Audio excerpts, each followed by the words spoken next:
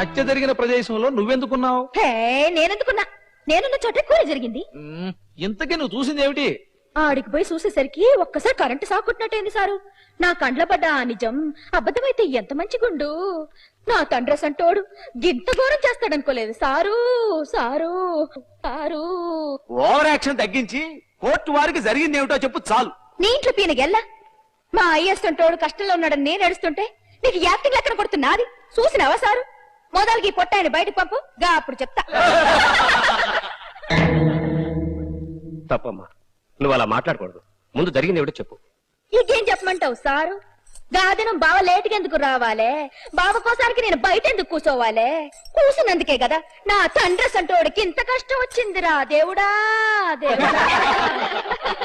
ఇంతవరకు విషయం చెప్తే ఒట్టు చెప్పు తల్లి. ఇప్పుడు నిజం చెప్పకపోతే న్యాయానికి అన్యాయం అవుతుంది, అబద్ధం చెబితే అన్యాయం.